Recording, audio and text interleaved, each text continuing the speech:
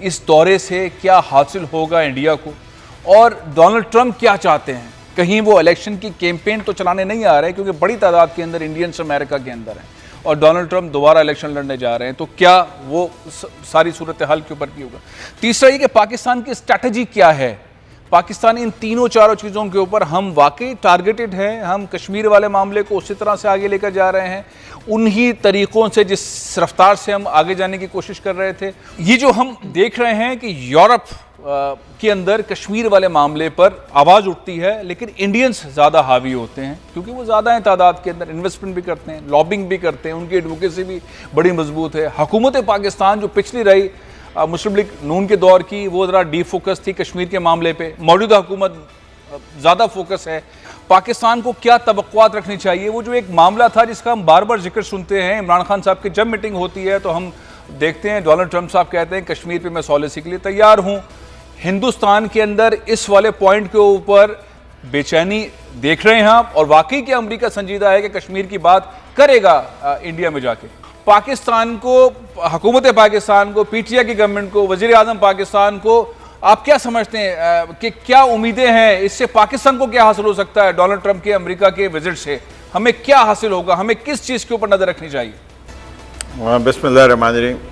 मेरे ख्याल से सबसे पहले तो मैं ये कहूँगा कि पाकिस्तान को इस दौरे से एक्सपेक्टेशन ज़्यादा नहीं रखनी चाहिए, इससे कि मैं नहीं समझता कि कोई भी, चाहे वो इलेक्शन ईयर को तो छोड़ दीजिए, कोई भी सरबराह ममलिकत किसी मुल्क में जब दौरा करता है तो वो उस मुल्क में उस मुल्क की जाके बुराई या उस हुकूमत को बुरा कहता है। ये डिप्लोमेटिक नॉर्म्स के ख़िलाफ़ है। चाहे क्लोज डोर मीटिंग में कोई भी बात की जाए, पब्लिकली वो ये बात नहीं कहेगा। ठीक है, हमने जो कुछ इस वक्त तक कोशिश की है वो ये है कि यूनाइटेड स्टेट्स जो पाकिस्तान को कंटिन्यूसली कंडेम कर रहा था, कंटिन्यूसली कह रहा था कि सारी टेररिज्म जो है उसकी जड़ जो है पाकिस्तान में है।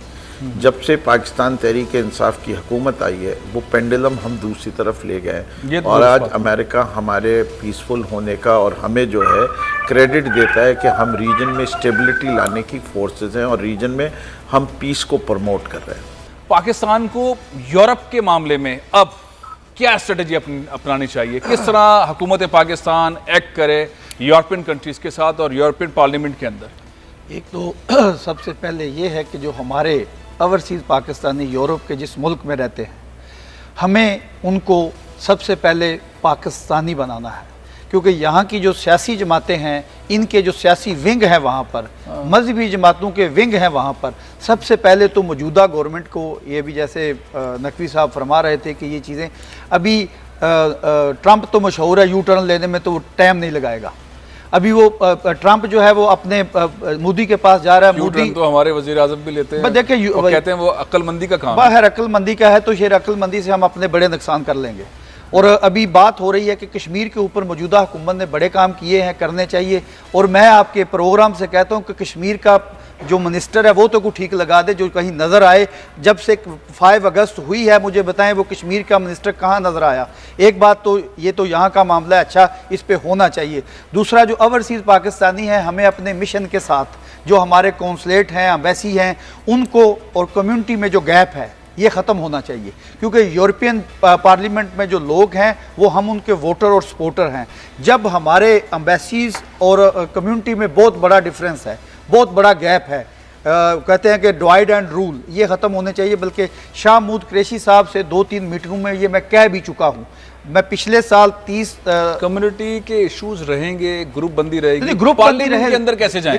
यूरोपियन पार्लियामेंट में पाकिस्तानी हुकूमत की स्ट्रेटजी क्या है? ठीक है, पाकिस्तानी कम्युनिटी में जितनी बार भी गया हूँ 500 मस्जिदें बना के बैठे हुए होते हैं कम्युनिटी के लोग, हर पार्टी की 10 मस्जिदें होती है। फैसल साहब, इसमें इन्वेस्टमेंट करने के बजाय इस वक्त टाइम ये है कि कश्मीर वाले मसले के ऊपर पार्लियामेंट में अंदर कैसे जाएं? सऊदी अरब के अंदर बहुत पॉजिटिव किस्म की तब्दीलियां आ रही हैं। मोहम्मद बिन सलमान साहब ने सऊदी अरब को एक ऐसे मुल्क के तौर पर आगे ले जाने का फ़ैसला किया है जिसके अंदर शायद पाकिस्तानियों को तब्दीलियाँ समझ ही ना आएँ। वहाँ पर बहुत बड़े पैमाने पर सिनेमा हाउसेस खुले हैं, राइट्स मिल रहे हैं, ख़वातीन को राइट्स मिले थे, अब ख़वातीन को ऐसे राइट्स मिल रहे हैं कि टैक्सियाँ ख़वातीन चलाएंगी। सियाहत के मामले के अंदर बहुत ओपन हो गया। $500 बिलियन का एक नया शहर बनाया जा रहा है। एक बड़े पैमाने पर मेरा ख्याल है दुनिया की सबसे बड़ी गैस के ज़खायर अभी दरियाफ्त हुए हैं सऊदी अरब के अंदर। यानी कि 175 किलोमीटर की एक पट्टी है और 100 किलोमीटर चौड़ी है जिसके अंदर गैस दरियाफ्त हुई है। बड़े पैमाने पर तब्दीलियाँ आ रही हैं। मैं चाहता हूँ वो थोड़ा सा फुटेज देखें। सऊदी अरब के अंदर ये जो तब्दीलियाँ हैं, एक टूर्नामेंट हो रहा है ताश का जिसके अंदर 16,000 टीमों ने शिरकत की है। शायद दुनिया के अंदर कोई ऐसा खेल का मुकाबला नहीं होता जिसके अंदर 16,000 टीमें हों। 6 की 6 टीमों के दरमियान मुकाबला है कि जो पहले नंबर पर आएगी उसे 10 लाख रियाल दिए जाएंगे। ख़वातीन को टैक्सी चलाने के अहकाम दे दिए, लाइसेंसिंग हो रही है। फुटेज देखिए आप हैरान रह जाएंगे। दिखाइए अहमद साहब, ये लाइसेंस दिए गए हैं और गाड़ियाँ दी गई हैं। सऊदी अरब में जहाँ पे ख़वातीन के पास राइट्स नहीं होते थे, बहुत पाबंदियाँ हुआ करती थी, वहाँ अब एक बहुत एतदाल पसंद प्रोग्रेसिव माशरा जन्म ले रहा है। मोहम्मद बिन सलमान इसको लीड कर रहे हैं। दुनिया के बेहतरीन अलूम जो हैं उसके ऊपर काम किया जा रहा है। Artificial intelligence, cloud native computing, internet of things, इसके ऊपर काम किया जा रहा है। ये सारी तब्दीलियों के ऊपर जो नज़र रखने वाली पाकिस्तानी शख्सियत हैं, मैं बार बार उनको अपने प्रोग्राम में भी शामिल करता हूँ। आज फिर मेरे साथ मौलाना ताहिर अशरफी साहब मौजूद हैं। ताहिर अशरफी साहब, खुशामदीद प्रोग्राम में। ये जो तब्दीलियां सऊदी अरब के अंदर आ रही हैं, इतनी पॉजिटिव तब्दीलियां आ रही हैं, सारे पाकिस्तानी सऊदी अरब जाने के लिए दुआएं मांगते हैं, उम्रा करते हैं, हज करते हैं, कमेटियां डालते हैं, वहाँ पहुँच जाते हैं। अब वहाँ पर एक $500 बिलियन का एक नया शहर बन रहा है। ख़वातीन को राइट्स मिल रहे हैं, खेलों के मुकाबले हो रहे हैं, वर्ल्ड रेसलिंग चैंपियनशिप्स वहाँ पर हो रही हैं, सिनेमा खुल रहे हैं, कॉन्सर्ट्स हो रहे हैं। बिल्कुल मंजरनामा ही बदल गया सऊदी अरब का। बिस्मिल्लाहिर्रहमानिर्रहीम नहमदुहु व नुसल्ली व नुसल्लिमु अला रसूलिहिल करीम। देखिए, मैं आपसे अर्ज करूं कि सऊदी अरब की 2 हैसियतें हैं जी। एक हैसियत है कि वो दुनिया में एक बहुत बड़ा मुल्क है जिसकी एक बेहतरीन इकानमी है, जिसके अंदर एक बेहतरीन कौम है, और एक उसकी हैसियत है जो मुसलमानों के लिए ईमान और अकीदे और जान से भी ज्यादा अजीज है। तो अल्हम्दुलिल्लाह सऊदी अरब की इकानमी जो है वो उससे अगर इस्तिफादा हुआ है दुनिया में, तो वो सबसे ज्यादा मजलूमों को और मुसलमानों को हुआ है। और आपने देखा कि ये जो गुज़श्ता साल गुजरा है, इसमें अक़वाम मुत्तहिदा ने भी ये कहा है कि सबसे ज्यादा अगर दुनिया में मजलूमों की किसी ने मदद की है, फुकरा मसाकीन की, जंगी जो इलाके हैं, महाजरीन की, तो वो सऊदी अरब ने की है। इसी तरह सऊदी अरब के अंदर एक तब्दीली मोहम्मद बिन सलमान का एक विजन है 2030, जिसमें वो कहते हैं सिर्फ सऊदी अरब नहीं, वो तो ये कहते हैं कि मैंने पूरे अरब और इस्लामी ममालिक को उनके कदमों पे खड़ा करना है। हमें अपने कदमों पे खुद खड़ा होना चाहिए। वो असले का मामला हो, वो मईशत का मामला हो, वो बाकी मामलात हों, और सऊदी अरब इसी तरफ आगे चल रहा है। बहुत सी चीजें जो बाज़ औक़ात नजर नहीं आती थी, वो जो अब नजर आ रही हैं, तो वो एक दायरा कार के अंदर हैं। एक जिसे आप कहते हैं कानून के दायरे में, इखलाक के दायरे के अंदर हैं।